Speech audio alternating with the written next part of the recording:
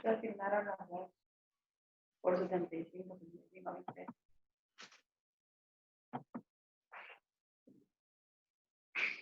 Bueno, en 2 minutos comenzamos. Muchas gracias por estar aquí. Hoy vamos a ver dos cositas. Por un lado, hablar un par de minutos del parcial. Comentar algunas cosas muy significativas del parcial. Y luego vamos a desarrollar la unidad 9.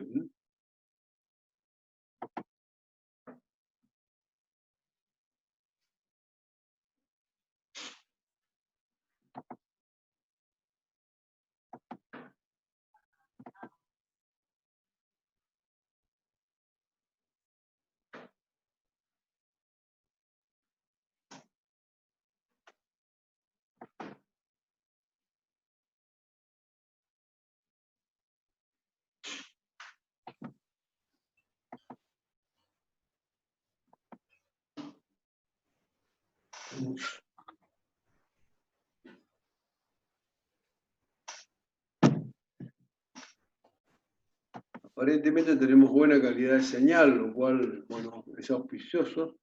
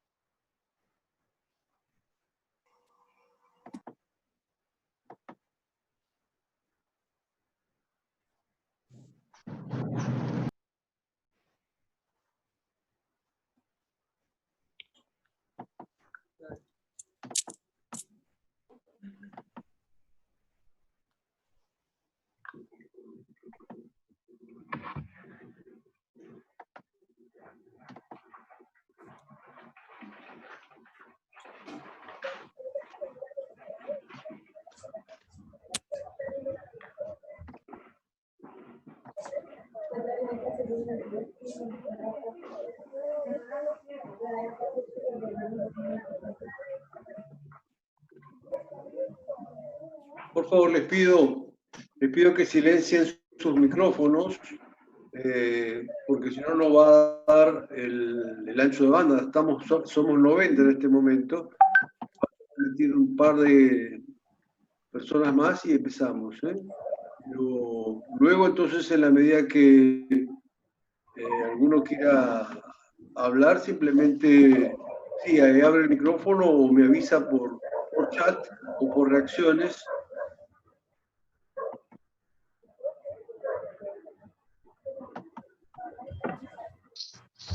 ¿Está sintiendo sonidos secundarios en algunos de ustedes?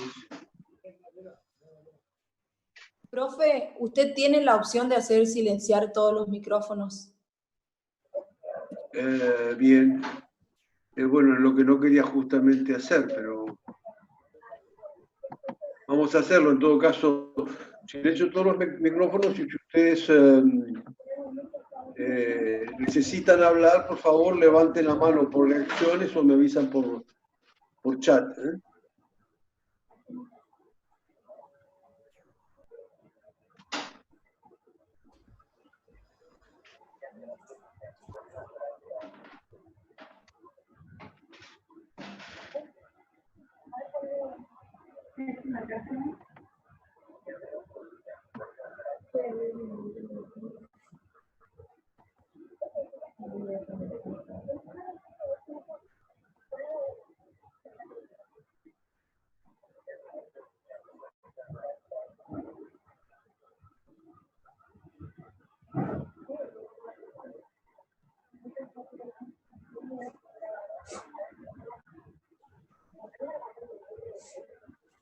Profe, ¿qué unidad va a dar hoy?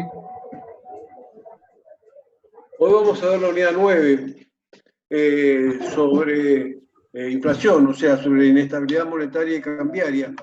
Mientras se ve que hay gente que está teniendo problemas para entrar, porque por ahí entran y salen. Así que quiero comentarles, ya empezar a hacer algunos comentarios muy importantes con respecto al parcial. Primer comentario, muy importante. Se posterga el parcial no es el 1 de julio, el parcial va a ser el miércoles 3 de julio. El viernes 3 de julio. ¿Me escucharon? Ya, parcial va a ser el viernes 3 de julio. Va a ser a las 18 horas, pero el lunes que viene, sí, acá me dicen, hay gente que pide para entrar, claro, sí, estamos admitiendo. Segundo parcial, pongo segundo parcial, viernes 3 de julio, 18 horas. Otra cosa,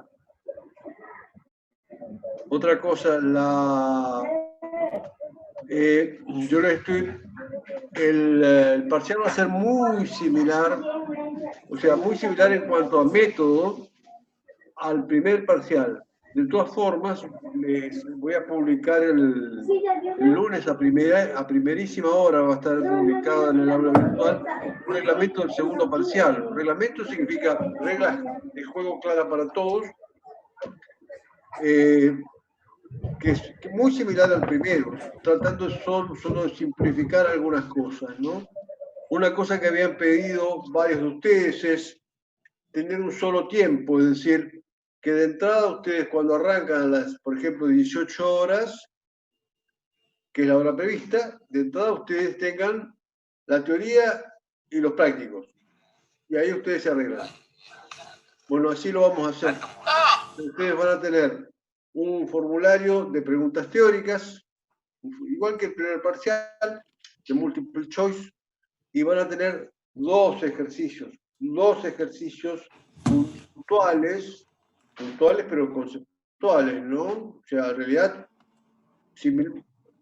algo que ustedes han visto en clase, temas que han visto en clase, temas y enfoques que han visto en clase, temas, enfoques, conceptos, cálculos que han visto en clase. Pero, bueno, son puntuales en el sentido de que no tratamos de tomar la capacidad de cálculo, pero sí el concepto, ¿no? O sea, dos ejercicios prácticos y luego un examen son 10 preguntas de multiple choice, de marcar las opciones correctas. Son preguntas muy puntuales. Consejo,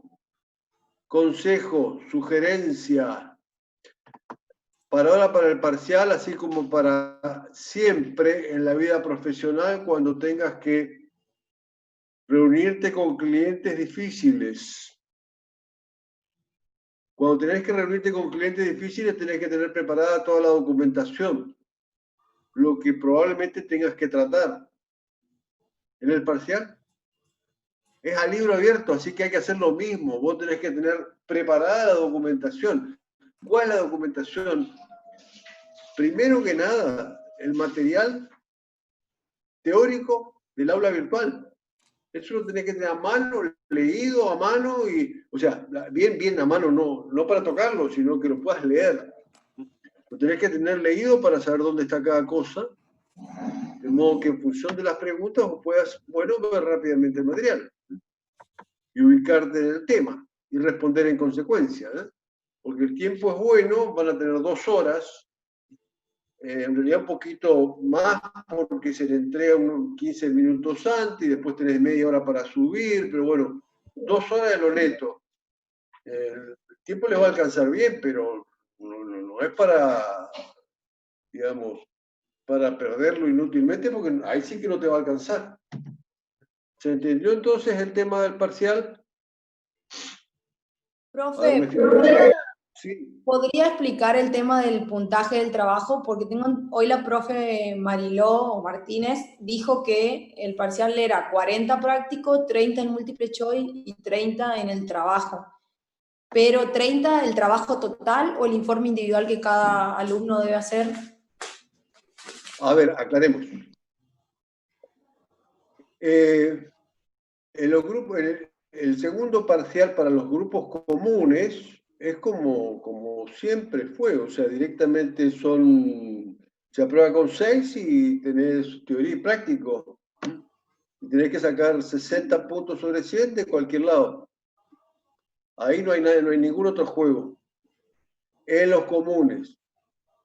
En los promocionales, por el régimen que eligieron los promocionales, en el segundo parcial juegan 3 cosas: la teoría, el práctico y el peso del trabajo final.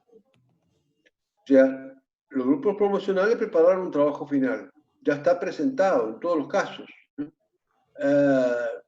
En algunos casos inclusive ya se corrigió y, digamos, muchos ya están corregidos, ya están con notas, ya aprobaron, están bien, y otros se le pidieron algunos ajustes. Sepan ustedes que la nota del segundo parcial para los promocionales, y eso va a estar claro en la reglamentación que yo les voy a mandar justamente para que tengamos todo por escrito, pero en los promocionales tenés el componente de la teoría, el práctico, más el 30% de la nota es el trabajo final. O sea, 70% es por las preguntas teóricas y por los ejercicios prácticos. Y 30% es por el trabajo final. Porque, bueno, así está puesto, eso en realidad surge de la reglamentación reciente del sistema promocional, particularmente en PP2, que es lo que tenemos nosotros. No sé si me explico. Sí, profe, mi duda era si los 30 o el 30% era sobre el informe individual de cada alumno o sobre el trabajo total, porque veo que eran punto 1 y No, el informe individual, no, el informe individual. El informe individual. Es el informe individual. Otra duda, en total, ¿cuánto va a durar el parcial? Duda. No te escuché bien, otra duda, ¿cuál es? ¿Cuánto va a durar el parcial? Porque comentó que van a habilitar tanto la teoría como el práctico al mismo momento. 2 horas. O sea, nosotros le entregamos el parcial, va a estar disponible en el aula virtual y además le vamos a entregar por mail 17:45, ¿eh? Pero el tiempo empieza a correr a las 18 y tienen hasta las 20. O sea, tienen 2 horas para resolver el parcial. No hay otra cosa, tienen 2 horas para hacer el parcial. Ustedes acomodan su tiempo. Tienen hasta las 20:30 para entregar la solución. La solución, igual que en el primer parcial, o la suben a la tarea en el aula virtual, que es lo deseable, pero al menor problema, o sea, intentaste una vez, no pudiste, chao, listo, la mandás por mail al profesor, es otra cosa. ¿Está? Entonces ¿tuviste algún problema con el mail? ¿Ves que te estás atrasando? Bueno, ahí sí le avisás por WhatsApp al profesor. Tenés esas 2 alternativas y a la hora que vamos a estar terminando, diría que no, es muy difícil que haya problemas en el aula virtual para esta carga, para carga de tarea, ¿no es cierto? Profe, hoy la profesora Mariló aclaró que el aula virtual no funciona, por eso no pudo subir contenido, que iba a avisar igual y cualquier cosa si no No, funcionaba ahora bien. no. Escuchame, no, por eso está previsto dos vías alternativas. Si el aula virtual no funciona, pero excelente, lo mandás directamente por mail al profesor. Y si tenés algún problema con tu mail, viste, porque te quedaste sin internet, porque se te cortó la luz, entonces le avisás por WhatsApp al profesor y coordinás con él para mandarle directamente por WhatsApp. Así, en fin. Y si tenés problemas de señal también, que tu WhatsApp te anda mal, bueno, le avisás al profesor y se coordina una solución excepcional. Pero las soluciones excepcionales son excepcionales. O sea, el profesor habla contigo y después va a hablar conmigo como con el titular y ahí vemos cómo hacemos. Pero, repito, es una situación excepcional. Alguno que no sé, que se le incendió la casa, que se le cortó la luz, se le cayó todo, entonces está bueno, perfecto. Ya lo hemos resuelto así con algunos casos en el primer parcial y lo vamos a hacer en el segundo. Bueno, profe, antes de que empiece la última duda y no lo molesto más. No, está muy bien, si para eso estamos. El tema de No es los molestia, temas. es un gusto. Sí, El tema sí, de los Julieta. temas, vio que en el primer parcial, por ejemplo, era según el número de libreta. O algo así, según el número de libreta. Ah, ok, ¿Va a ser más así? es muy bueno, muy bueno. No, concretamente, también de la misma forma. Fíjense arriba, el parcial está por colorado grandote. Les anticipo, va a haber menos temas, menos cantidad de temas. Tratamos de simplificar. Pero los temas están por número de libreta. O sea, si tenés libreta terminado en 1, tenés un tema. Y si tenés libreta terminado en 5, vas a tener otro tema, seguro. Entonces, fijarse, pero está grandote arriba, donde dice segundo parcial, finanzas empresa y grandote, eso está en negro. Todo el parcial está en negro, salvo el tema de la libreta universitaria que define qué tema tenés. Eso está en grandote rojo arriba. Profe, en el chat le están preguntando sobre la fecha de recuperatorio y le están avisando que hay alumnos que están esperando ser aceptados para poder entrar a la clase. Estamos, sí, hay gente que se está entrando y saliendo, se ve que hay algún problema de conexión, porque no llegamos a 100, bajamos a 97, bajamos a 96, estamos... Sí, bueno, yo estoy acá, tengo los dedos acalambrados de aceptar, no hay problema, pero bueno, estamos en 100.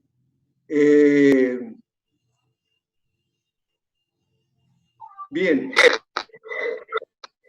¿Listo entonces? ¿Algún otro? A ver, veo el chat, a ver si hay alguna otra duda.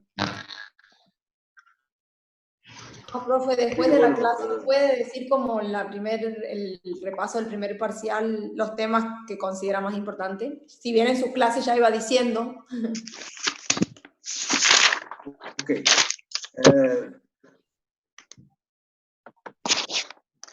Profesor, ¿quién corrige los trabajos? Los trabajos finales o los parciales. Los parciales, ustedes tienen que manejarse con su profesor de cursada, ¿está?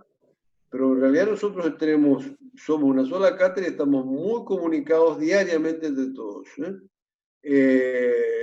Los trabajos finales para los promocionales lo corrige el profesor de SIU. Es un tema, pero repito, es un tema que estamos permanentemente en contacto de cuáles son los criterios, los trabajos, cómo están evolucionando, y que no sé si aclaro esas dudas. Temas significativos. Miren, yo creo que la mejor forma de definir lo significativo es las filminas de clase. Las filminas de clase. O sea, lo que se va a preguntar está en las filminas de clase. O sea, tienen que conocer las filminas de clase. Les aconsejo tener a mano algún libro que les resultó a ustedes muy, muy claro. No sé, por ejemplo, Albornoz, perfecto, lo tenés a mano ahí para aclarar alguna cosa. Pero Las filminas de clase es lo que ha sido resaltado por los profesores, ¿no? Pero repita, temas que entra, 3 unidades, 4 son 6, 7, 8 y 9, 4 unidades, unidades 6, 7, 8 y 9. Profe, la 5 no corresponde, ¿no entra? La 10 no entra. La ¿Y la 5 5. sí? La 10 no entra, la 5 no, la 5 entra en el primer parcial. A ver, perdón, ¿qué estoy diciendo? No, No, creo que no, yo me estoy confundiendo, no, discúlpenme, no. Entra las 5, 6, 7, 8 y 9, discúlpenme, entonces voy a aclararlo por escrito. Entran las unidades 5, 6, 7, 8 y 9. No la 10, no entra la unidad 10. La 10 queda, para los comunes va al final. Para los promocionales es un tema que sería bueno que lo incluyan si alguno está produciendo algún ajuste, que lo puedan considerar en alguna conclusión, pero no es un tema que entre en el parcial. profe, Si yo le quiero alguno consideró un concepto, o sea, si alguno consideró un concepto de la 10, que la 10 es una unidad que unifica la materia, si alguno consideró el concepto de la 10, eso va a ser muy tenido en cuenta al momento de evaluar si le ponemos 9 o 10 a un trabajo. No hace aprobar o no. Sí. Profe, yo le quiero preguntar en cuanto al informe La 10, individual. perdón, ¿la 10 entra en el recuperatorio? No. Recuperatorios son las mismas bolillas, 5, 6, 7, 8 y 9. No entra la 10. No entra la 10. Profe, Sí, yo le había quiero una pregunta, preguntar. Julieta. A mí particularmente me tocó, por ejemplo, Loma Negra como empresa. Y la profe Roth, en una clase con el profe Oliva, que es mi profesor de prácticos, aclaró que ella quería en el análisis individual que buscáramos hacer algún cálculo o trabajemos con un número y demos una conclusión fundamentándola con teoría. En mi caso particular, yo ya presenté mi informe individual en el adelanto y yo traté 2 decisiones yo. El tema es que yo considero que lo que apliqué está bien porque hubo datos que yo, por ejemplo, yo elegí tratar las decisiones de financiamiento, cómo se financiaban las inversiones a través del costo medio ponderado. Muy bueno. Pero mi inversión ya estaba empezada. Yo sé que el costo medio ponderado es un cálculo que se hace ex ante, pero yo expliqué que sé que se hace antes y que lo calculé aún sabiendo cuál sería la tasa. Le expliqué todo con teoría. Le expliqué todo bien con teoría. Le expliqué que buscaba como la tasa de corte, como nos explicó usted en teoría. Yo hice el cálculo porque tenía los datos, pero el proyecto ya estaba A ver, perdón. iniciado. No, discúlpeme, no. Si vamos a ver temas particulares, armamos otra reunión. No, es para preguntarle qué pasa si, por ejemplo, mi idea está mal. Está mal, a mí me dan la posibilidad de recuperar el informe individual o estaría mal ya. Eso nada más quería saber. No, si tu idea está mal, el profesor Oliva tendría que haberte comunicado ya, que ajustes alguna parte. O sea, Es que el profesor Oliva nos dijo, por ejemplo, nos dijo que el 29 recién es la entrega final. Por eso, pero concretamente, sí, pero hay profesores los profesores prácticos se están comunicando ya, hoy se han comunicado para pedir algunos ajustes. Les digo, los ajustes que se están pidiendo son detalles,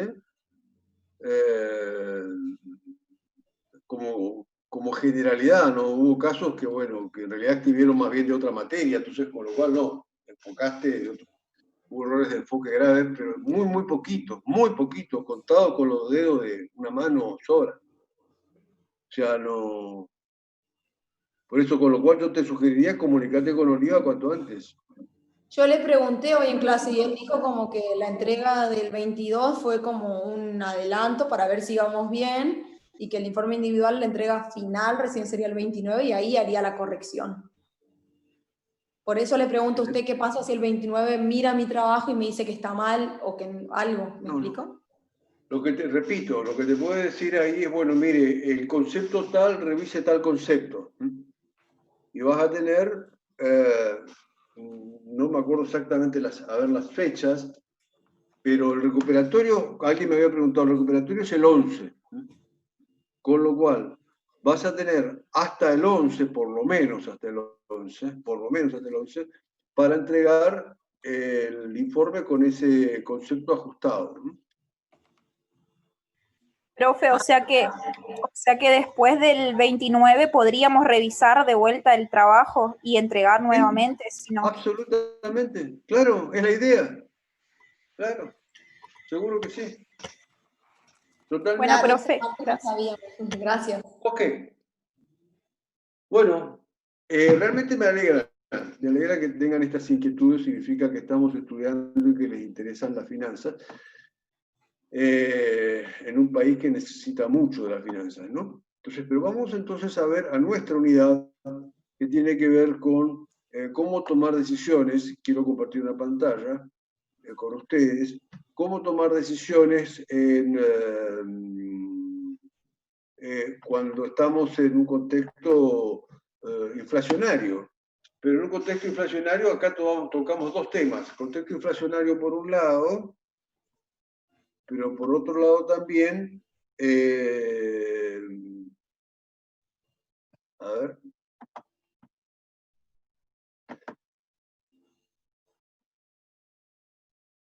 Por otro lado también, digamos, la inestabilidad cambiaria, ¿no? O sea, son dos fenómenos, primos hermanos, muy parecidos, pero diferentes. Y que se ven muy claramente en una realidad como la nuestra, ¿no? Bueno, aquí este es el material que ustedes tienen en el aula virtual. Hay una fotito. Yo suelo usar fotos para mostrar algún concepto central. Bueno, esto es cuando en el mar se te agarró una gran ola, que te lleva para el fondo, no puedes controlar nada. Sin embargo, tiene aspectos sumamente atractivos, ¿no? Pero muy peligrosos. Lo mismo pasa con la inflación. La alta inflación genera enormes oportunidades de negocios, pero de altísima peligrosidad, de alto riesgo, ¿no? Y acá el problema básico de la inflación es que desaparece la unidad de medida. O sea, desaparece la moneda como unidad de medida. Entonces no es lo mismo 100 pesos de hoy que 100 pesos de junio del 2018 o del 2015. Con lo cual, nosotros necesitamos, para tomar decisiones, tenemos que tener una unidad de medida, lo básico. Entonces, nos enfrentamos con tres problemas. ¿Qué criterio de valor vamos a usar? ¿Qué unidad de medida? ¿Y cuál es el capital a mantener?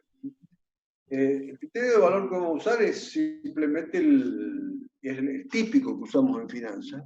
Es el mismo criterio que se usa en la contabilidad, que es costo ajustado o plaza menor, ¿no? O sea, costo ajustado o valor de mercado menor, ¿no?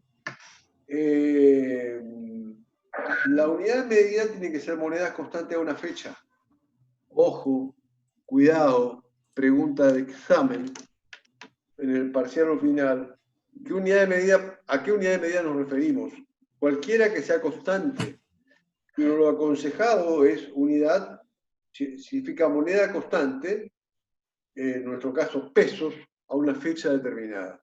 O sea, una empresa para poder tomar decisiones tiene que manejarse en pesos constantes de una fecha. O sea, si vos sos, por ejemplo, sos gerente financiero, hablábamos recién de Loma Negra, tenés que decir, bueno, mis decisiones las tomo en millones de pesos constantes de diciembre del 2017, por ejemplo. y desde diciembre de 2017 toda la información relevante la expreso en pesos, por millones de pesos de esa fecha.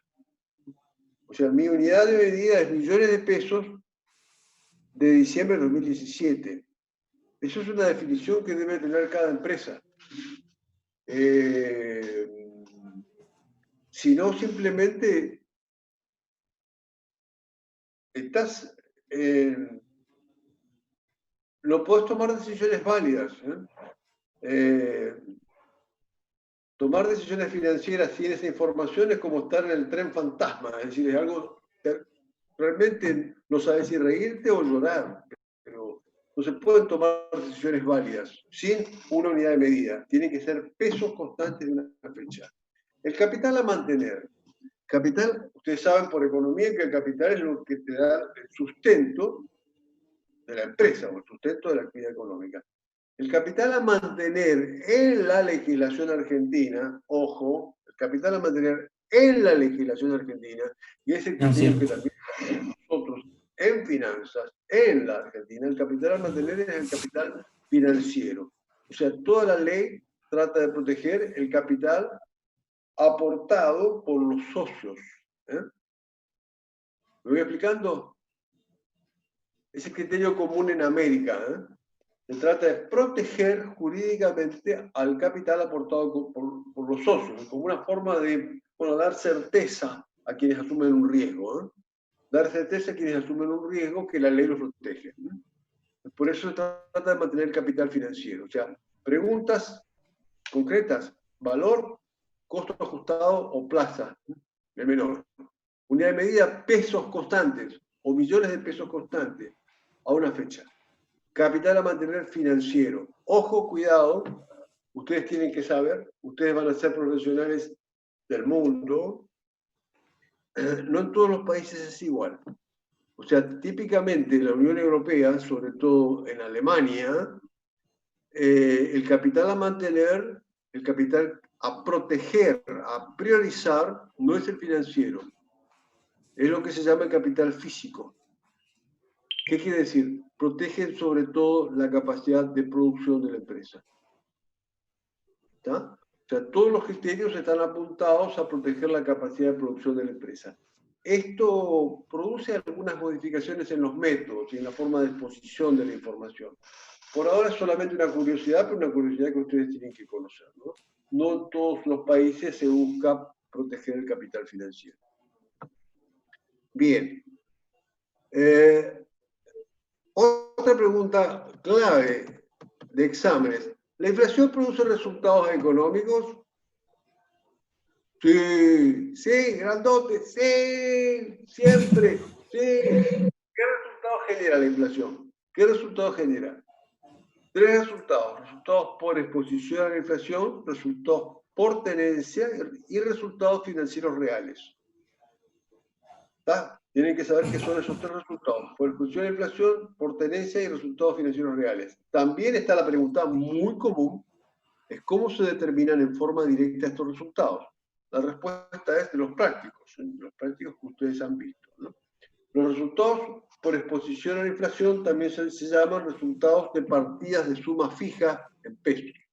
Resultados de partidas de suma fija en pesos. O sea, los resultados de exposición a la inflación son los que surgen de la tenencia de disponibilidades por caja o saldo de cuenta corriente bancaria, o algunas partidas también del pasivo que no tienen ningún tipo de ajuste ni ningún tipo de interés. Por ejemplo, saldos de vengados no vencidos, saldos de vengados no vencidos del IVA o de otros impuestos. Saldos devengados, pasó el tiempo, están devengados, hay una obligación hacia la AFIP, pero no está vencido. Con lo cual, hasta el vencimiento eso no tiene ninguna carga de interés ni ajuste. Y sí es genera un resultado por exposición a la inflación.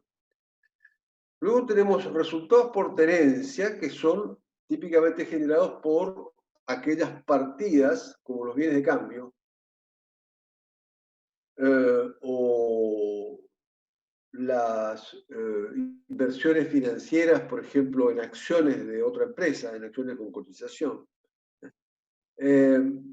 Resultados por tenencia son los que generan bienes cuyo precio varía con la inflación. Entonces, lo mismo genera un resultado por tenencia las obligaciones de dar, Si yo contraje una obligación de entregar una obra, por ejemplo, soy una empresa constructora y vendí departamentos en el pozo, como se dice en el pozo, me entregaron la suma del valor de un departamento y yo me comprometí a entregar un departamento dentro de 180 días y lo que debo es un departamento. Entonces, si aumenta el valor del departamento, bueno, eso me genera a mí, constructora, una pérdida. O sea, resultados por tenencia son tanto del activo como del pasivo. Todos estos resultados tienen su componente activo y pasivo y hay que discriminarlos, hay que expresar por separado los resultados del activo y los del pasivo, tanto en el REI como en el RT, el resultado por tenencia que estamos tratando. ¿Estamos hasta acá? Bien, vamos a resultados financieros y les anticipo que ahí se va a cortar, nos volvemos a enganchar inmediatamente. En exactamente 2 minutos nos enganchamos para tener tiempo de que cada uno pueda, no sé, renovar el mate o algo por el estilo, ¿no? Los resultados financieros reales son generados por partidas sujetas a intereses o ajustes. Partidas sujetas a intereses o ajustes como son las deudas bancarias, típicamente son las deudas bancarias, pero son también deudas comerciales que están expuestas a intereses, que están sujetas a intereses, a cláusula o a una cláusula de ajuste. Entonces, tanto deudas como créditos. Es decir, yo anticipé fondos a un cliente y me los tiene que devolver de acuerdo a con una tasa de interés o con un ajuste determinado, de un índice. Estos son los 3 resultados que generan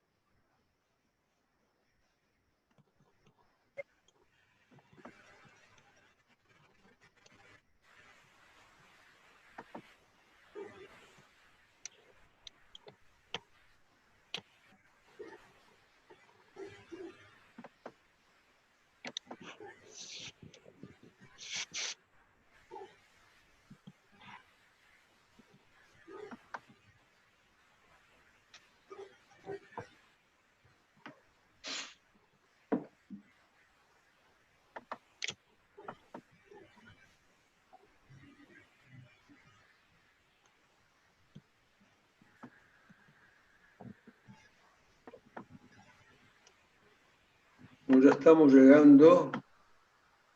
Entonces, seguimos con el tema de inflación y bueno, concretamente analizamos los resultados económicos financieros de la inflación, pero ahora vamos a analizar algunas características conceptuales, ¿no? O sea, ¿cuál es el impacto que genera la inflación? ¿Cuál es el impacto que genera la inflación en la actividad económica en general y en las empresas, ¿no? ¿Cuál es el impacto, el shock que genera la inflación en la actividad económica en general y en las empresas? Mientras seguimos admitiendo gente, que queda muy poquita ya, ¿no? Pero digamos que cuando hay alta inflación, este papelito que ustedes verán acá, ¿m? Que tiene la imagen de Belgrano, que dio su vida por nuestra patria, ¿m? Se vuelve un papel pintado, ¿no? Donde la gente básicamente lo que quiere es escapar de él, cambiarlo por bienes.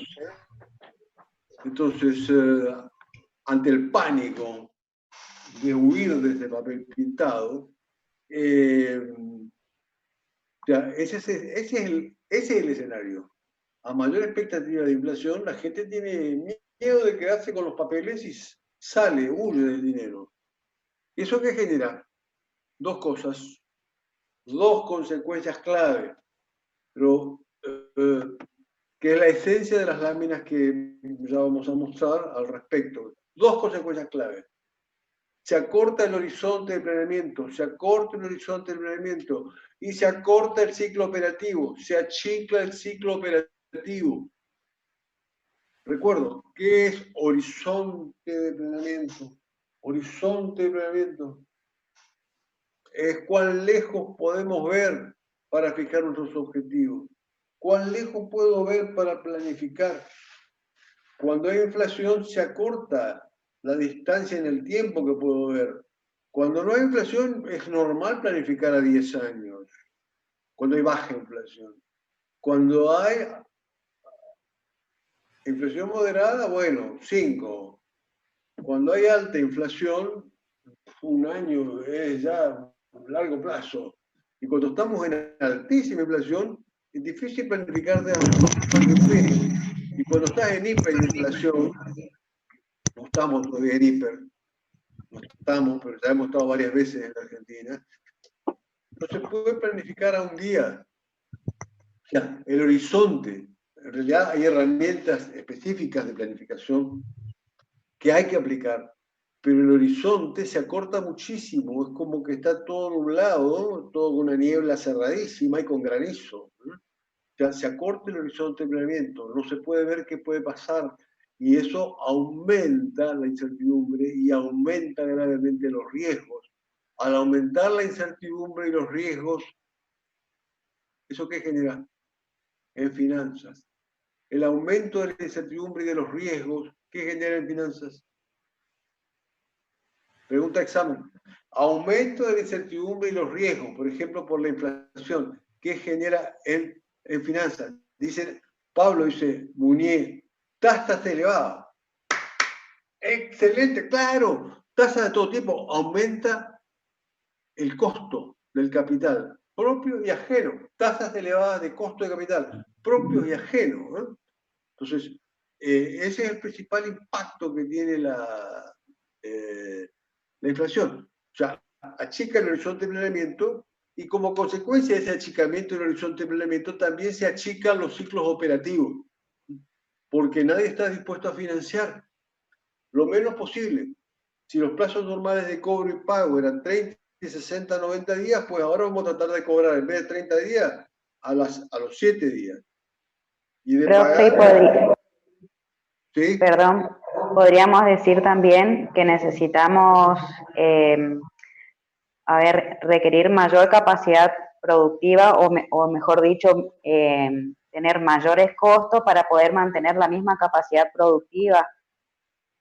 Necesitas más billetes, más circulantes, o sea, más dinero, ¿no? Lo cual no necesariamente es el mismo valor constante, pero necesitas más dinero, más papel pintado, Sí. del que huimos, pero que es imprescindible para poder sostener una actividad económica.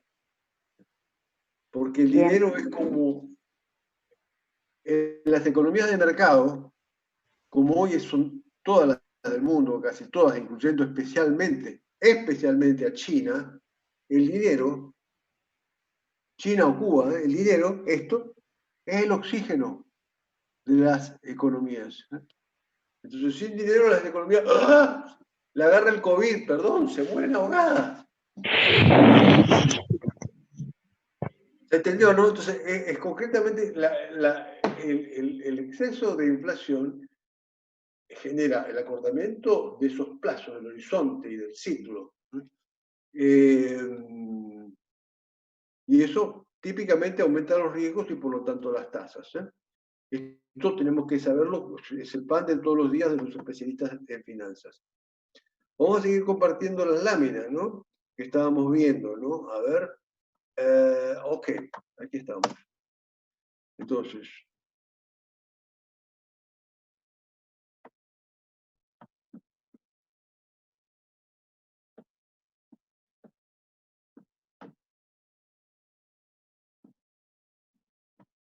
A ver, ¿ustedes están viendo la lámina o no?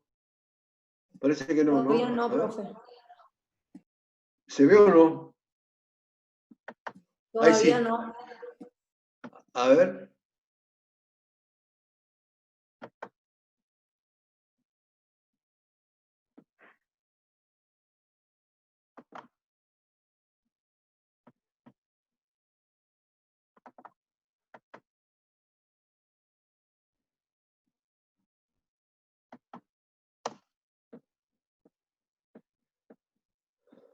Ahí está, ¿se ve? La planificación financiera. Bueno, esto es lo que decíamos, el impacto de la inflación como fenómeno es la pérdida de poder adquisitivo, por supuesto, pero es el acortamiento del horizonte de planeamiento, ¿no? El segundo aspecto, ¿no? Por supuesto, todo lo que signifique activos monetarios, estos papelitos, pierden valor, ¿no? Y luego, eso también nos lleva a otra consecuencia que es el acortamiento del ciclo operativo y la puja por el traslado de las consecuencias. La puja, aumenta la puja, la pelea, para ver quién se queda con un pedazo de la torta, de una torta que se está destrozando, ¿no? Entonces,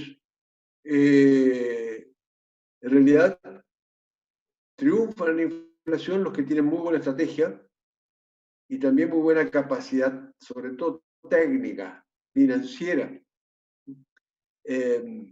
Entonces, hay estrategias para trasladar los costos de la inflación y para absorber los menores impactos negativos.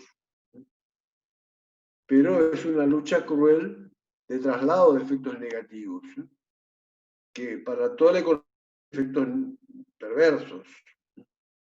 Entonces, vamos a ver concretamente los efectos, vamos a ver los más concretos, que es, estos son a ver, consecuencias generales, pero vamos a las concretas, del impacto específico que tienen finanzas.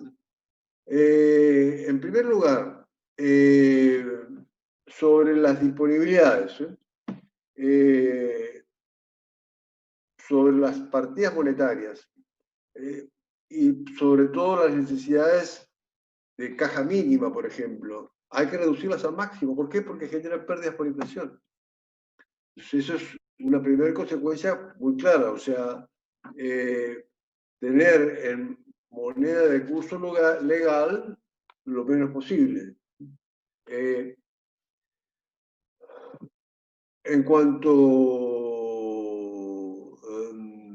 a las cuentas por cobrar, si tuviéramos cuentas por cobrar, ya créditos a cobrar,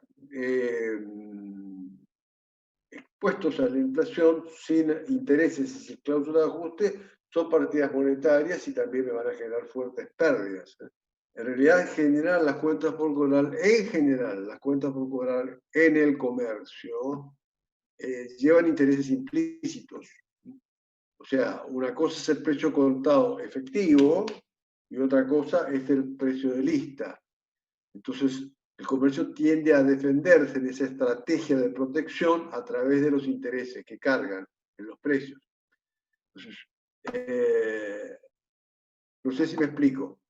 Las cuentas por cobrar que llevan un interés, entonces generan resultados financieros reales. No necesariamente generan pérdidas por exposición.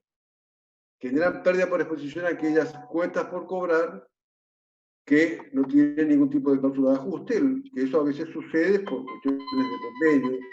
Es muy típico esto en todas las actividades vinculadas a salud, por ejemplo, ¿no? Donde los precios son únicos y se cobran a 90 o 180 días. ¿Qué pasa con los bienes de cambio? Acá hay una cosa muy interesante, con la inflación, ¿qué pasa con los bienes de cambio? ¿No? Los stocks, ¿no?, de mercadería. Los stocks de mercadería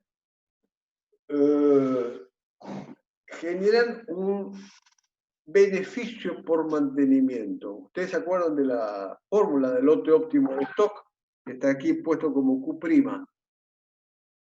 que es el lote óptimo de compra, el lote óptimo de compra. Y decíamos que el lote óptimo de compra es 2 veces la demanda, esa es la demanda. 2 veces la demanda por el costo de realizar una orden. Dividido C, que es el precio de compra unitario, por la tasa de interés menos la inflación esperada. La tasa de interés menos la inflación esperada para ese producto. O sea, en realidad lo que ocurre es esa inflación esperada significa el crecimiento de precios esperados para el producto que estamos guardando, que estamos estoqueando. Entonces, en realidad esto está reflejando que la inflación genera un beneficio por tenencia, un beneficio por mantención de bienes de cambio. Hay un beneficio por mantención de bienes de cambio, ¿eh? Entonces, ¿cuál es el resultado de la inflación sobre los stocks? Genera un beneficio por mantención de bienes de cambio, ¿no? La tendencia en el comercio, cuando hay inflación y sobre todo cuando se espera inflación, es a mantener especulativamente mayores stocks, mantener especulativamente mayores stocks en búsqueda de este beneficio. ¿Vamos hasta acá? Entonces, ¿cómo calculamos el tamaño óptimo de cada compra? ¿Cómo calculamos el lote óptimo de compra? Con esta fórmula que acabamos de ver y que ya ustedes la vieron teórica y prácticamente anteriormente, ¿no? Pero con esta fórmula la calculamos siempre que la tasa de interés sea positiva, que la tasa de interés sea mayor que la inflación, mayor que la inflación del bien. Ahora, ¿puede ocurrir que en algún momento la inflación esperada del bien sea mayor que la tasa de interés? ¿Puede ocurrir que en algún momento el crecimiento de precios del bien sea mayor que la tasa de interés? La respuesta es sí, sí, es frecuente y es fuente de enorme especulación. Si se espera que un bien suba de un día para el otro el 100%, la tasa de interés no va a ser el 100% diario. Es muy difícil, salvo una enorme hiperinflación. Entonces, cuando la inflación supera la tasa de interés, no se aplica la fórmula. Cuando la tasa de inflación supera la tasa de interés, no se aplica la fórmula. Pregunta segura de exámenes, segura. Si te toca el tema, seguro te preguntamos. ¿Qué pasa si la tasa de inflación supera la tasa de interés? No se aplica la fórmula. No se aplica la fórmula porque matemáticamente da una indeterminación. Entonces, en ese caso, cuando la tasa de inflación supera la tasa de interés, ¿qué hacer? ¿Hasta cuánto comprar? ¿Hasta cuánto comprar? Hasta que me sigan vendiendo. Fiado. Y si es fiado, mejor, digamos. Hasta que me sigan vendiendo. Mientras el proveedor me siga vendiendo, ojo, me siga vendiendo y yo tenga como guardar, tenga como estoquear. Si yo me vende y yo tengo que tirar la mercadería, no tiene sentido. O sea, lo que ocurre es que en la medida que más compro, necesito nuevos depósitos. Voy a tener costos aceleradamente crecientes. Voy a tener más desperdicios. Voy a tener más riesgos. Entonces, en la medida que más compro, también aumenta y que es esa tasa, no es solo la tasa de interés, sino la tasa de costo de mantenimiento. Y está determinada también por las roturas, por los desperdicios, por el mayor costo de alquiler de los depósitos. Entonces, cuando se equipara de vuelta a la fórmula, bueno, vuelvo a aplicar la fórmula. Pero lo que es muy frecuente en periodos de alta inflación y en el comercio, que eso lo van a vivir ustedes todos los días mientras haya inflación, es que por ahí la tasa de inflación esperada supera la tasa de interés. Y en ese caso tenés que salir a comprar mucho de aquellos productos que tienen una alta probabilidad de subir drásticamente. ¿Me explico hasta acá? Es un aspecto básico de esa estrategia, sí, claramente especulativa, ¿no? Y acá explica justamente en bienes de cambio por qué se produce ese beneficio por mantenimiento. Otro efecto es que las deudas comerciales monetarias generan ganancias por inflación. O sea, tengo un proveedor que, donde de hecho me cobra el mismo precio financiado o contado, o la AFIP, o las cargas sociales, a veces hay deudas que no están ajustadas y no están sujetas a intereses, y en este caso, bueno, eso me genera un beneficio. ¿Me explico hasta acá?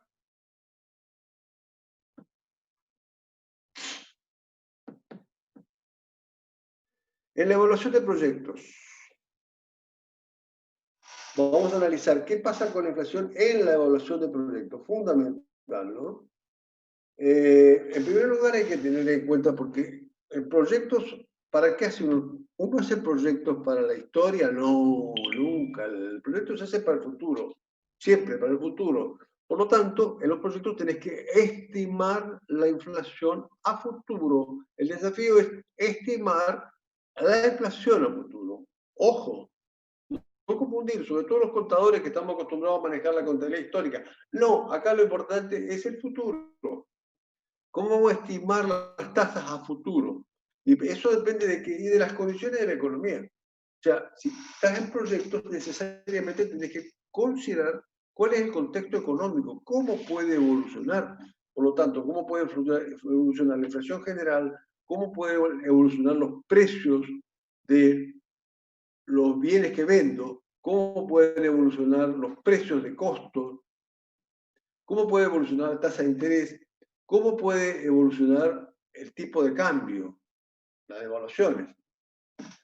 Segundo aspecto, además de considerar ese contexto macroeconómico, es elegir la moneda constante con la que vamos a trabajar.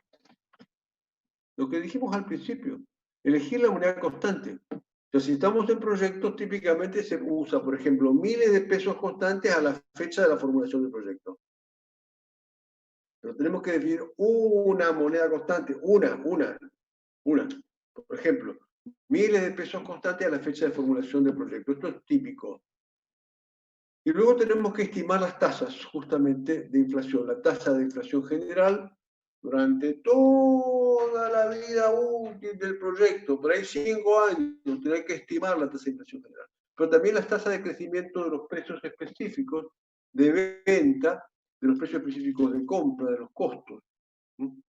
Y del tipo de cambio si tenés algún movimiento con el exterior. Y por supuesto, también tenemos que considerar la tasa de rendimiento requerido o tasa de costo de capital.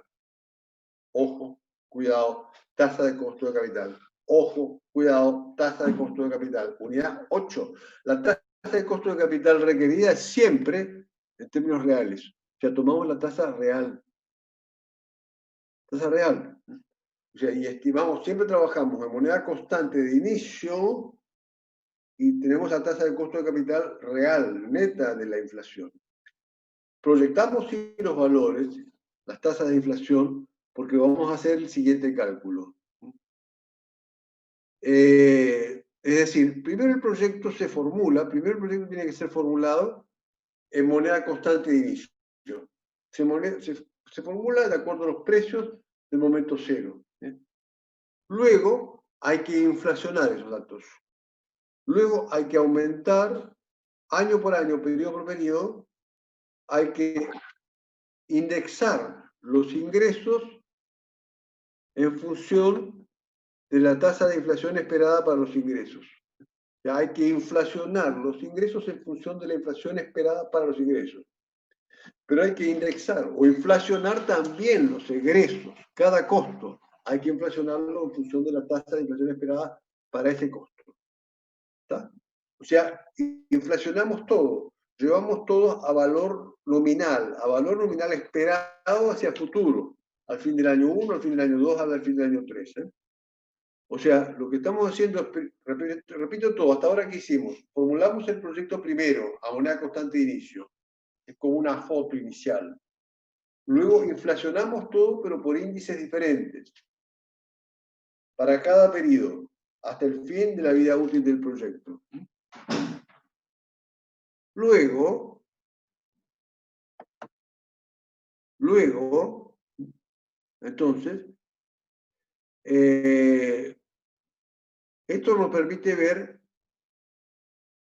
eso ya nos permite ver que las variaciones no son parejas en todos los rubros, ¿no? Por eso hay justamente efectos sobre el flujo de fondos. También tenemos que incorporar en los flujos de fondo el efecto sobre las inversiones monetarias. O sea, si tu proyecto requiere de una caja mínima, eso es una inversión monetaria y te genera una pérdida anual, una pérdida de cada periodo. Esa pérdida hay que incluirla como un egreso. O sea, se calcula el efecto sobre, por un lado, los flujos de fondos, como ya dijimos. Segundo, sobre la inversión monetaria, que produce una pérdida, y hay que incorporarlo como tal, como pérdida en el flujo de fondos, ¿no? Y en tercer lugar, hay que calcular el efecto sobre el costo del endeudamiento, ¿no? Es decir, que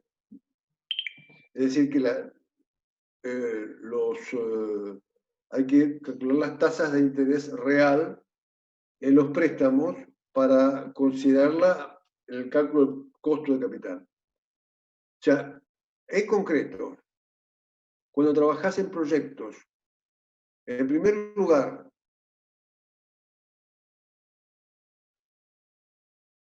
a ver,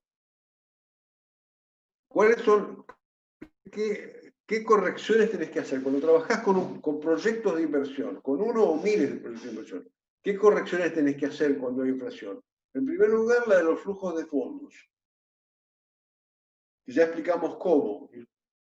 Es decir, se formula el proyecto a moneda de base, luego se inflacionan todos los fondos, se indexan, y luego, que están a moneda nominal de cada periodo, se actualizan de nuevo, se traen para atrás, traen al momento cero, pero según la inflación general.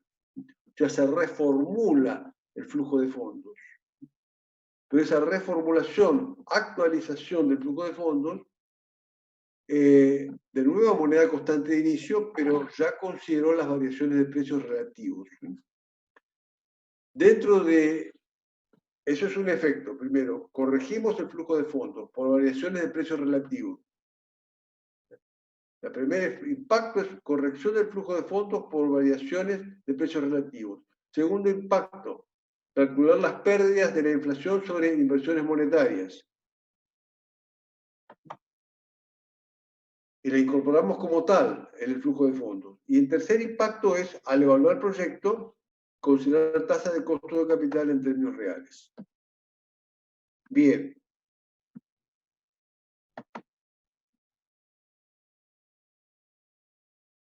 ¿Estamos hasta acá?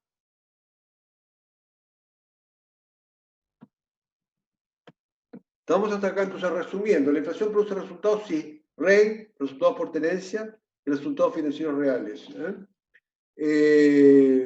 Y sobre las decisiones financieras, bueno, en capital de trabajo, en inversiones monetarias produce pérdida. En bienes de cambio hay que recalcular la forma de comprar los bienes de cambio. Y en todo lo que sea inversiones hay que trabajar con proyectos, pero proyectos en los cuales hay que considerar tres efectos. O sea, el efecto sobre los flujos de fondos, corregir los efectos distorsionantes de precios relativos de los flujos de fondos, calcular la pérdida que tienen las inversiones monetarias e incorporarla como pérdida en el flujo de fondos, y tercero, usar costos de capital reales. Y luego sí evaluar el proyecto como siempre, ¿no? Bien. ¿Estamos hasta acá? Me gustaría algún comentario o algún dedito por lo menos que me diga que sí, a ver si sí o no. Vamos a ver el chat, a ver si hay alguna duda en particular de esto. Ok, parece que estamos, ¿eh? Bien, bien, bien. Escúchenme, chicos, esto es muy importante para su futura profesión, porque es la esencia del profesional en finanzas en la Argentina, ¿eh? El manejar muy bien la inflación, ¿no? Entonces vamos a seguir. Tenemos que saber interpretar contexto, decíamos, y acá estamos lo que estamos entrando, justamente aquí, administración de la estructura de financiamiento en un contexto inestable. Cuando estamos justamente con expectativas de alta inflación o expectativas de alta deflación, eso aumenta los riesgos, ¿no? Las expectativas de alta inflación aumentan los riesgos. Bueno, es el caso que hoy tenemos, ¿no? Pero es un caso muy común en la Argentina. Cuando hay expectativas de aumento de inflación, aumentan los riesgos, y esto que genera un aumento en los costos reales del financiamiento, porque aumenta tanto el capital propio como el capital ajeno. Como decíamos al principio de la clase, aumenta el costo de financiamiento. O sea, aumenta el costo de financiamiento y se acorta el horizonte de planeamiento. Esto es justamente lo que ocurre en general con una empresa y también ocurre con conjunto de empresas en una economía, pero acá nos interesa entender lo que ocurre en una empresa.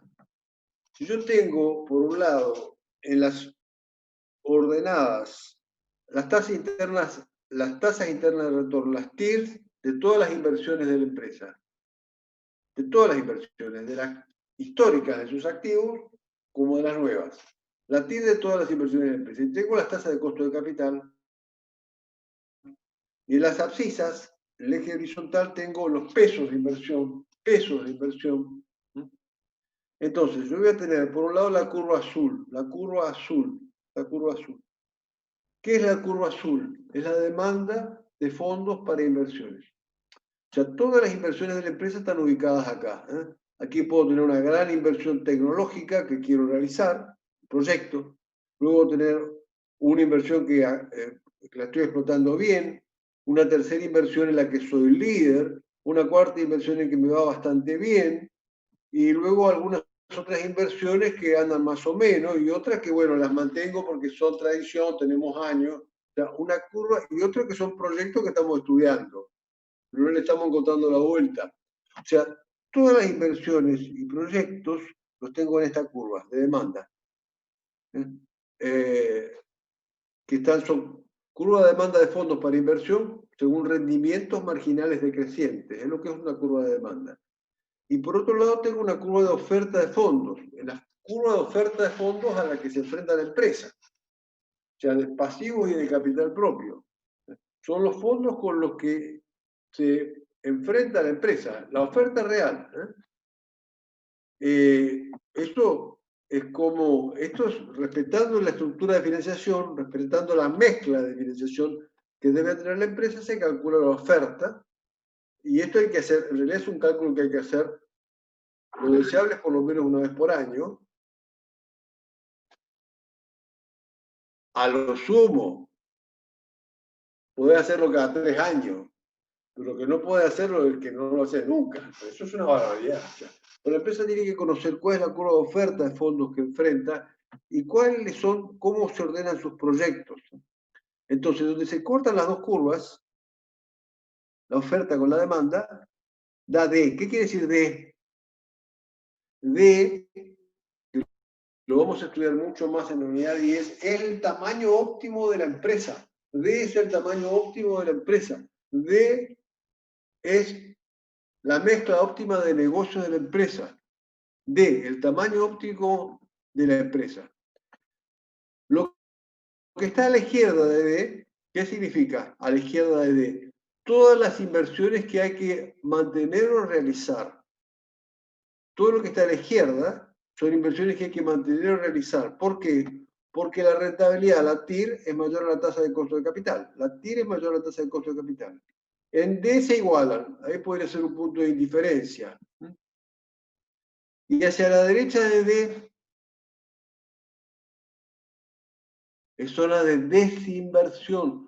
Zona de desinversión. Si yo tengo activos a la derecha de D, si tengo activos a la derecha de D, tengo que venderlos, ponerle un moñito de colores y venderlo, y a veces regalarlo, a veces es muy buen negocio regalarlo. O sea, a ver, es zona de desinversión a la derecha. O reconvierto rápidamente, le busco la vuelta para volverlo a hacerlo rentable, o lo vendo. es sumamente sanguinario, horrible, mantener a rajatabla estos activos a la derecha. ¿Se entiende hasta acá? Entonces, esto es la explicación normal en cualquier economía. Ahora, ¿qué ocurre cuando hay expectativas de fuerte inflación? ¿Qué ocurre cuando hay expectativas de fuerte inflación? La curva de oferta se corre aceleradamente hacia la izquierda. La curva de oferta se corre a la izquierda. La curva de oferta va hacia la izquierda. Sigue en el gráfico. ¿Y qué ocurre cuando la curva de oferta va hacia la izquierda? Aumenta la tasa de costo de capital por los riesgos y disminuye drásticamente el tamaño de las empresas. Disminuye drásticamente la tasa de inversión. Disminuye drásticamente el tamaño aconsejable de la empresa. Se suspenden proyectos de inversión. Se suspenden actividades y se achica la economía. Eso pasa en cada empresa. ¿Esto para qué nos sirve? Para entender y para prever. Para prever. Entonces, si estamos frente a un gobierno que plantea una política antiinflacionaria coherente, porque está dispuesto a defender su moneda dentro de un sistema, de una política económica coherente, ¿eso qué va a hacer? Automáticamente aumentar la confianza, aumentar la tasa de inversión, y eso es una base enorme de desarrollo económico. Si estamos frente a incoherencia económica, bueno, esta es la herramienta de análisis. Así funcionan las cosas. O sea, digamos, en el mundo, ¿no? En el mundo, o sea, en China funcionan así totalmente. Además en Alemania, en Suecia, en Moscú, en Bolivia y en la Argentina. Bien, se está por cortar en un minuto, nos queda muy poquito más, pero por favor nos volvemos a conectar porque en 5 minutos, máximo 5 minutos terminamos y quisiera escucharlos un minuto a ver si quedó algún tema, algo en el tintero para el parcial. Más allá de que vamos a coordinar algún repaso junto con los profesores de práctico. Bien, simplemente como para anticiparnos, tenemos que seguir analizando qué pasa con la inestabilidad cambiaria. Esto es más que nada una reflexión. La inestabilidad cambiaria quiere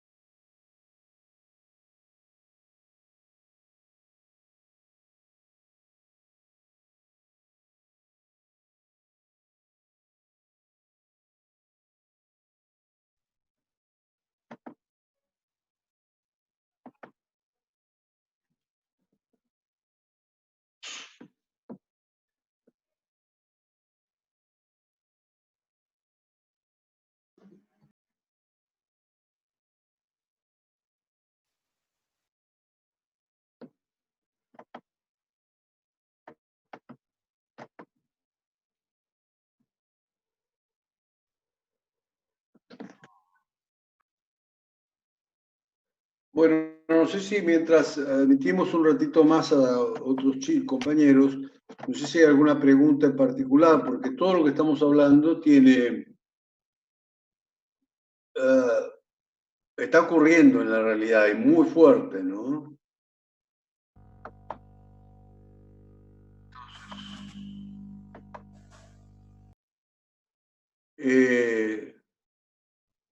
El comentario es que acá hay dos realidades superpuestas, en el sentido de, por un lado, la inflación y por otro lado, el riesgo de devaluación, y que son, ya vamos a analizar el tema, pero en realidad son dos cálculos que hay que hacer, son muy parecidos y hay que hacerlo primero por separado y después coordinar, y después vincularlos. Sí.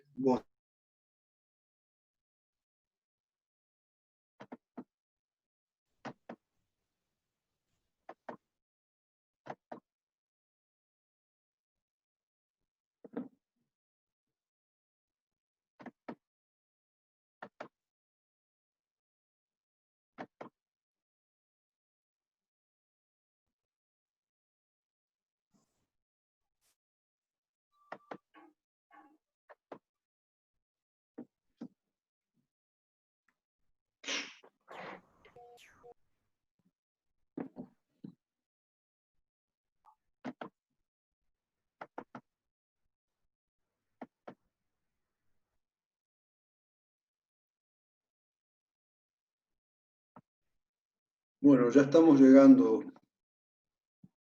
a nuestro límite.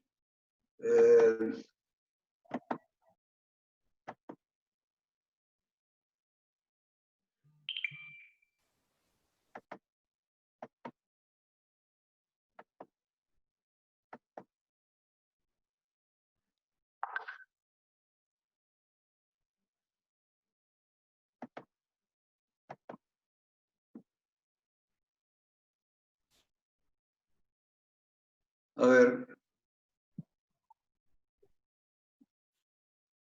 Bueno, sigamos por favor, ya estamos todos. El concepto es este, a ver, si sos un pequeño comercio, tiene opción para emitirlo a todos de una sola vez. No, eso no, discúlpeme, es tedioso, pero no. Hay problemas de seguridad graves que ya nos ha pasado. No, prefiero tomar el trabajo de ir viendo por lo menos los nombres. No admito globalmente a todo el mundo de una sola vez. Gracias por la recomendación. Bueno, el tema acá de la exposición cambiaria, el concepto es el siguiente. Si yo soy un comercio de barrio, compro y vendo en pesos, prácticamente tengo una bajísima exposición cambiaria y con lo cual solamente me interesan los resultados de la inflación, que es todo lo que acabamos de ver, ¿no? Ahora, si estoy operando en comercio exterior, no, la exposición cambiaria va a ser fuerte. Por lo tanto, tengo que hacer otra cosa que ya vamos a decir. En realidad, simple, pero otra cosa. Conceptualmente, otra cosa. Simple, pero otra cosa. Además, yo puedo también ser un comercio o una industria o una empresa de agronegocios que opero esencialmente en pesos, pero mis dueños son españoles o mis dueños son italianos. Y le interesa que sus cuentas verlas en euros, por ejemplo, o en dólares o en reales, en su moneda. En ese caso también tengo que tener en cuenta la exposición cambiaria. A ver, muy concretamente, en la práctica, ¿cómo se mide? Vamos a las láminas. El tema es muy sencillo, pero lo que quiero decirles, el principal mensaje es que no podés dejar de considerar la exposición cambiaria, ¿no? Dice aquí en las láminas, la exposición de una empresa está dada por la exposición neta a las fluctuaciones en el tipo de cambio. ¿Qué quiere decir exposición neta? Significa activos en divisas, activos en moneda extranjera y pasivos en moneda extranjera. sea, si yo tengo activos y pasivos de moneda extranjera equilibrados, mi exposición es baja. O sea, si yo no tengo activos y pasivos de moneda extranjera, mi exposición es baja. Pero aunque yo no tuviera, y aunque fueran significativos, y están equilibrados, la exposición es baja. Ahora, si yo tengo fuertes pasivos en dólares, por ejemplo, debo muchísimo en dólares, pero activos son todos en pesos, tengo una enorme exposición negativa a la devaluación. Al revés, si yo tengo enormes activos en dólares porque soy un fuerte exportador y debo solamente en pesos, tengo una exposición positiva a una posible devaluación. O sea, uno lo primero que tiene que ver como profesional es decir, bueno, ¿cómo es la exposición? ¿Hay exposición cambiaria? O sea, activos en dólares y pasivos en dólares o en moneda extranjera. ¿Y cómo es esa exposición? Si puede ser negativa o positiva al riesgo devaluatorio. Primer aspecto. Y luego analizar los flujos de fondos en moneda extranjera, ¿no? Y acá vamos a la consideración. Si la empresa opera solamente en pesos, se trata de un comercio, una pequeña industria o una pequeña empresa del agro, pero que opera solamente en pesos, digamos, la exposición cambiaria es chica y normalmente entonces lo que hacemos es ver la exposición a la inflación, medir la exposición a la inflación, con todo lo que ya vimos. Pero si tenemos una empresa que con fuerte operación en el comercio exterior o con socios, dueños extranjeros, entonces tenemos que medir la exposición cambiaria. ¿Cómo se mide la exposición cambiaria? Igual que la inflacionaria, solo que en vez de usar, cuando nosotros veamos los efectos de la inflación, usamos los índices de inflación esperada, ¿sí?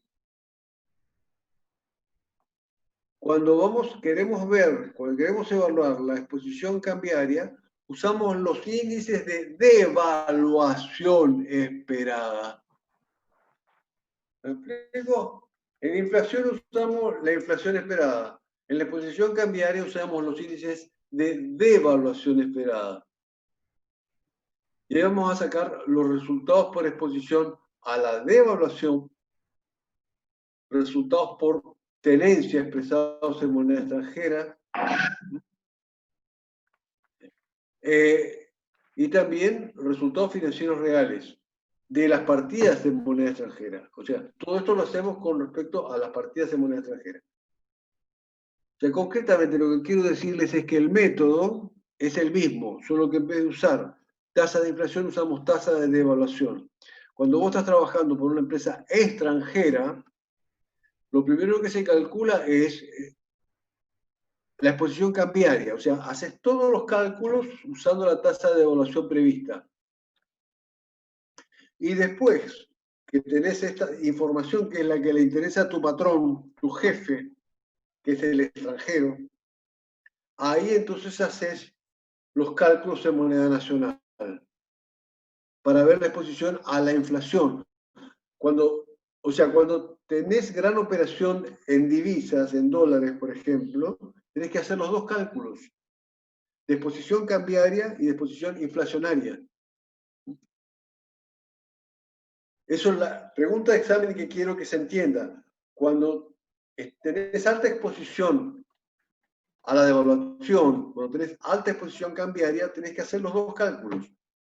El cálculo de exposición cambiaria, que usa el mismo método, pero por tasas de devaluación prevista, y luego el cálculo de resultados de la inflación, que usa la inflación prevista.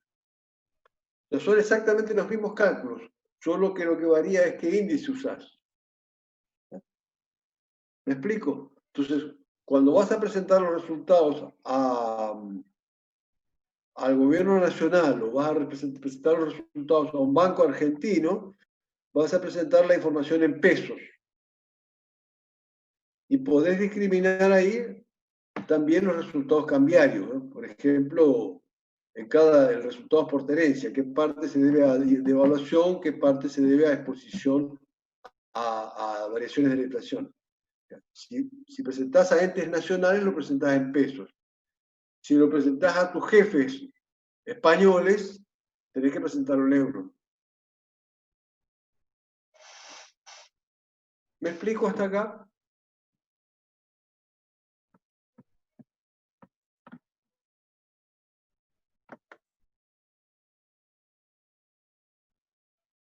Perdón, me interesa, o sea, ¿esto por qué está? A ver, acá dice, en el caso de tener activos y pasivos de moneda extranjera debe calcular inflación local y luego también considerar la inflación en la moneda extranjera, profe. Excelente, bien. Qué hermosa pregunta. Tenés que calcular primero los resultados por exposición a la devaluación. Es otra cosa. Primero el resultado por exposición a la inflación, devaluación, la devaluación, el riesgo devaluatorio. O sea, el resultado que te genera acá en la Argentina es el riesgo devaluatorio. Y luego los resultados por la inflación en peso. ¿Tá? Y eso a vos te da todos los resultados para tus decisiones locales. Tus decisiones locales. O sea, para reflejarlas, para mostrarlos a los bancos locales o a los socios locales. Si vos querés mostrar esa información a socios extranjeros, vas a tener que también incorporar el cálculo del resultado por exposición a la inflación del euro, por ejemplo. Y ya es una tercera operación. Pero eso por el deber de información al socio extranjero y probablemente de acuerdo al marco de otra legislación, ¿no? O sea, lo que nos importa aquí no es la cuestión contable, es la cuestión de decisiones financieras. En decisión financiera vos tenés, para la especulación en pesos, digámoslo claramente, porque el gerente financiero tiene que saber especular, está para eso. Entonces, para la especulación en pesos necesitas poder medir los resultados de inflación en pesos. Pero si tenés mucha operación con moneda extranjera, tenés que medir los resultados por exposición cambiaria, que son diferentes, es otra cosa. Es otra cosa. Es como que confundas un chancho con el caballo, ¿viste? Los dos son animales y están en la granja, pero no es lo mismo. Quiero ser claro, ¿no? Entonces tenés que ver los resultados de exposición cambiaria, ¿eh? O sea, que se calculan de la misma forma y que además son los que más le interesan al socio extranjero. Eso para poder tomar tus propias decisiones aquí, sobre todo si sos un fuerte operador de comercio exterior, por ejemplo. ¿Está? Lo que quiero darles es la tranquilidad de que el método es el mismo. O sea, si vos tenés programado, ¿verdad? Que es lo típico, en un Excel, tenés programado, cómo dar los resultados de la inflación, con el mismo Excel, en vez de usar los índices de inflación previstos, usar los índices de inflación, no de inflación, los índices de evaluación previstos. Listo. ¿Me explico? Eso es, y es lo que tenemos que saber por acá. O sea, estamos entrando a un tema mucho más profundo, ¿no? Pero las finanzas son internacionales y no podés dejar de saber que hay un aspecto importante que es la posición cambiaria y que cuando es significativo tenés que hacer ese cálculo usando la tasa de devaluación prevista, nada más. Y son dos carriles de decisiones simultáneos, como un tren, tenés que tomar los dos. O sea, por ejemplo, caso concreto real, estás asesorando un conjunto de productores arroceros de Entre Ríos o Corrientes, que exportan el 80% de su producción. Hay exposición cambiaria enorme, enorme. ¿Y no vas a calcular el resultado de exposición cambiaria? ¿Qué pasa si se evalúa más rápido el real que exportan a Brasil? ¿Qué pasa si se evalúa mucho más rápido el real que el peso? Y nos están debiendo en reales. ¿Vamos a poder soportar los costos? Por ejemplo, o es más, asesora un consorcio de siembra de soja en Charata. Son medianos productores, que se juntaron y sembraron 50.000 hectáreas. Entonces, ¿tengo que medir la exposición cambiaria? Sí. Hay una pregunta que dice, y entonces, profe, ¿compramos futuros del dólar como nos enseñó? Y bueno, excelente, de eso se trata. ¿Cómo vas a saber si vas a comprar, si te conviene comprar futuros del dólar? ¿Conviene pagar el costo de la prima, del seguro, de una opción? Y tenés que poder medir el resultado. ¿Cómo? Calculando el resultado por exposición cambiaria. ¿Cómo? Con el mismo método, es lo que acabamos de ver. ¿Está? A ver si se justifica o no. Gracias por la pregunta, está buenísimo. Justamente es la vinculación. El futuro, por supuesto, el futuro, las opciones son instrumentos espectaculares. Hay momentos en que el dólar, a ver, no puede ser, vos tenés que la seguridad que a diciembre el dólar, por ejemplo, no puede estar en 120 pesos, el dólar libre, o sobre el dólar oficial, que a diciembre el dólar no puede estar a 90 pesos, el dólar oficial. Y si a diciembre está a 90, el futuro, y vos estás estimando que por todos tus cálculos que va a estar a 120, bueno, comprar futuro. Comprar futuro. Así es siempre. No sé si me explico. Hay que empezar a razonar en esos términos. Es la esencia como para que puedas, acá lo menos importante, es importante que podés ganar buen dinero, pero lo más importante es que puedas conducir bien una empresa. ¿Ok? Bueno, si les parece, otras dudas que tengan sobre los temas del parcial.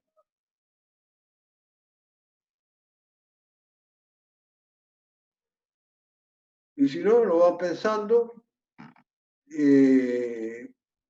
Trataríamos de dar, o sea, como el parcial es el viernes, veremos de lunes y miércoles voy a coordinar con los profesores de práctico para juntarme también con ellos y dar una, no sé si llamarlo clase o una reunión de repaso, dudas que ustedes tengan, ¿no? ¿Alguna otra acotación o inquietud? Si no, quiero decirles muchas gracias, muchas gracias, muchas gracias por en este momento tan especial estar aquí, estudiando finanzas. Es muy meritorio de parte de ustedes. Bueno, estamos a disposición. Nos vemos. Chao, es un gusto. Terminamos acá. Gracias, profe. Gracias, profe. Chao. Gracias.